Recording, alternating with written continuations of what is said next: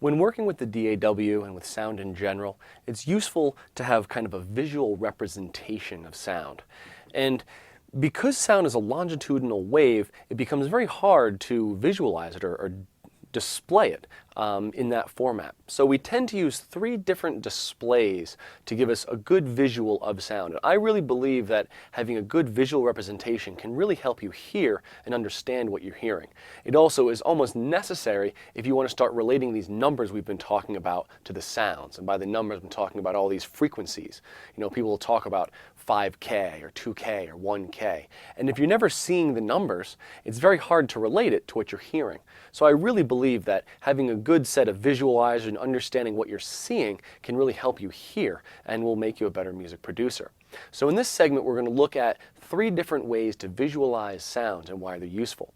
The first is an oscilloscope display. And this really is like the waveform display in your DAW. If you zoom way in and you see the waveform, you recognize that up and down is amplitude and horizontally is time, and really we're representing the compression, rarefaction of sound, and that waveform is actually the exact path that the speaker is going to make when sound is eventually made in the air by the speaker. So the oscilloscope display is really important and the first one we'll look at.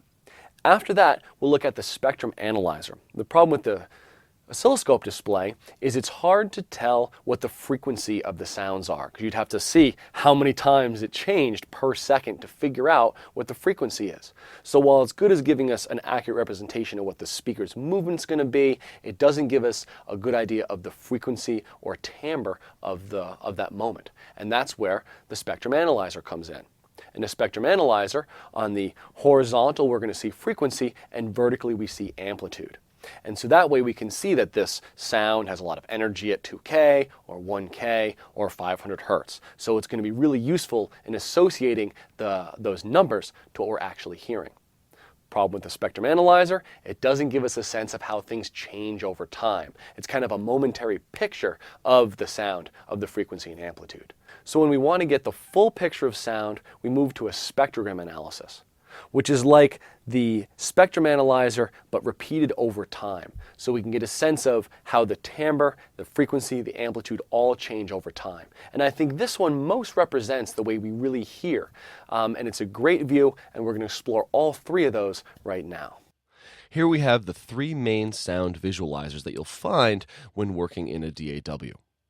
The first one on top is our oscilloscope display, and this shows us kind of a microscopic view of what's going on with sound. It's like a very, very zoomed in, real-time display of what you see in an audio track. We'll see that on the time scale, which is the horizontal axis here, in this display, we have roughly 50 milliseconds. We can see that 48 milliseconds is listed right here. So this is a very, very fine snapshot of time, and it's showing us exactly how the pressure is varying in the air or the voltage is varying in a wire after it's been converted in a microphone. We'll see that if I play a tone, and I'll play the C below middle C, I'm playing a sine wave, which we consider to be the simplest of waveforms because it's energy at a single frequency. And in this display, if I hold a single note, we're going to see that there's 7 repetitions of this waveform in the display. I can change the amplitude of the signal, and we see that the height of that waveform is changing, representing less pressure variations in the air or less voltage variations in a cable or wire of some sort, and I can bring that up. Now it's important to note, as I change amplitude, it does not have any effect on the frequency. If I were to play a higher note, we're going to see that now I went an octave up, and we're going to see that there's twice as many repetitions here. So if you go up an octave, that's going from the C below middle C up to C again, you'll see that you're going to have twice as many repetitions in the same amount of time. So an octave in notes, so going from C and up an octave to another C, is the same as doubling frequency. Notice, as I change frequency, it does not have an impact on the overall amplitude. The final thing we can see with this is going to be a change in timbre. So I will now morph this waveform from being a sine wave to being a sawtooth waveform, and we can see how that changes in the oscilloscope display. So we have the same exact pitch. It's still C, I still perceive it, and I still recognize it as the same exact note, but the sound is dramatically different. And that change in sound is what we call a timbre change, right? That's one aspect of timbre, is how much brightness is added to the sound. But you'll notice that changing the timbre did not affect the amplitude, and it did not have an effect on the frequency.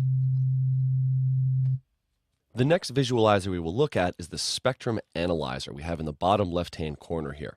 And again, the spectrum analyzer is showing us frequency horizontally and amplitude vertically. Let's try some of those same exact experiments. I'll start with a sine wave at the C below middle C. Now, here, instead of seeing the actual motion of the sound or the actual pressure in the air, we're seeing the exact frequency that that's at. So we see a peak right at 130 hertz. We also see amplitude on the vertical scale. If I was to change the amplitude of the sine wave, we'll see that bump will raise and lower. Now, one aspect of spectrum analysis is that even if you have energy at a single frequency, it shows up as kind of a wide bump in the analysis. Now, that's just a limitation of spectrum analysis in general, so don't worry about it. It's still energy at a single frequency. If I was to increase the frequency of this sine wave, so like before, I'll raise it by an octave. We're seeing that bump moved up double the frequency, so now it's at 261 hertz. And frequency is shown again on the horizontal plane. Now, the last thing we'd like to try with this is to change timbre and see how that is reflected in the spectrum analysis. So I will morph this into a sawtooth waveform. And we see that timbre is shown as a series of peaks in the spectrum analysis. Now, this is a very important concept in sound, in that any periodic waveform, like a sawtooth waveform, is going to have peaks at a number of frequencies. And each of these frequencies is an integer multiple of that fundamental. So this is at 261, and we're having 2 times that frequency, 3 times that, 4, 5, 6, 7, 8, etc. This is called the harmonic series, and it's a major function in timbre, in that the difference in sound between a sine wave and a sawtooth waveform, or even between a piano and an oboe playing the same note, is going to be the relative levels of the partials. That's not the only thing that describes timbre, but it's a very important thing, and it's much easier to see here in the spectrum analyzer than it is to see in the oscilloscope display.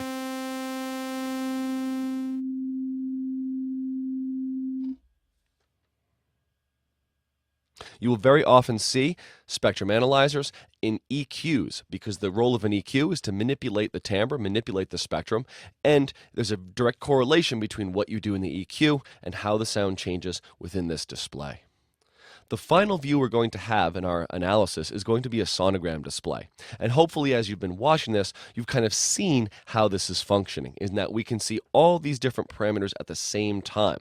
The sonogram analysis is really like a spectrum analyzer flipped on its side, in that instead of having frequency left to right, frequency is up and down.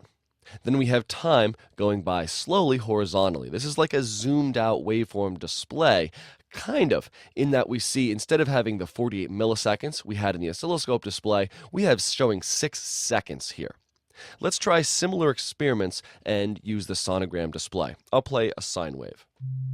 We're going to see one horizontal bar, and if I change the amplitude, we're going to see the color of that bar change. It's going to fade out and be a little more blue, and if I increase the amplitude, it turns green. And we also see over time how that amplitude changed, and that's the beauty of the sonogram display, is it gives us a history of how the timbre and how the spectrum changed. If I play up an octave like before, we're going to see a rising line, right? So we see frequency is vertically, and we see the same exact thing going up an octave, double the frequency. If I change the timbre by bringing in the upper harmonics, by converting this into a sawtooth waveform, we're going to see those additional harmonics appear as additional lines in the sonogram analysis. And I can bring those in, and I can remove them and see that upper end and how that changes. And I can see how it changes over time. So we see how all this functions with a simple sine wave and sawtooth waveform. What if we use more complex sounds? How can these function for us? Well, this next example, I'll use simple vowel sounds and show how they actually change in the sonogram analysis. So I'll just sing A, E, I, O, and U on that same exact note, and we'll see what changes with those different vowel sounds. Here we go. A, E, I, O, U. So we see in the sonogram analysis, we can really see that when I sing on a single pitch, and I'm singing in that kind of C below middle C, we're seeing a single, what we call fundamental frequency, which is the note that we perceive as the note, and we see all the harmonics. Now, one of the great things is every little variation in that fundamental frequency is also seen in the upper harmonics. And that's variations in pitch because we're seeing it change on the vertical scale. Now, it's very obvious what is changing between our vowel sounds. This is A, and we see that the letter A, or the vowel A, has a kind of a void. We're missing the frequencies around 1 kilohertz. E has an even wider void around 1K. I has a lot of energy at 1K. In fact, there's a very distinct, powerful harmonic around 1K. And we see it changes in a variety of ways. And U is a complex vowel sound in that it changes sound over the course of the note, and we see that changing kind of filter shape, or that emphasis change over the course of the vowel. So we see in this that we have a single device, our vocal folds, that's actually creating the pitch, and the mouth's creating kind of this complex filtering. It's removing and emphasizing certain portions of the frequency range. And we can think of the mouth as kind of an EQ, or complex filter, and the vocal folds as being kind of an oscillator, or a sound creator. So I hope this demonstration has helped to show how these three parameters of sound, amplitude, frequency, and timbre, interact and are displayed on these three different displays. Let's review. If I play a note at a single frequency, which is a sine wave, and I change its amplitude, we see it as a vertical change on the oscilloscope, we see it as a vertical change on the spectrum analyzer, and we see it as a color change in the sonogram display.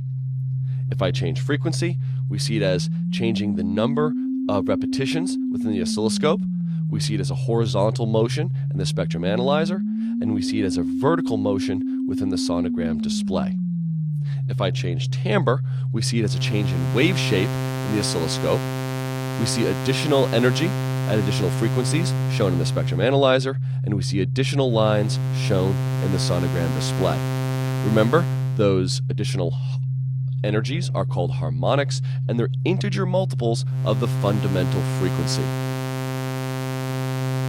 I hope this helps to kind of solidify in your head how these parameters work with each other and how the displays work, and hopefully next time you see these, they'll make much more sense. Again, I think it's important to start getting a correlation between what you hear and some absolute numbers, and these displays will make that much, much easier.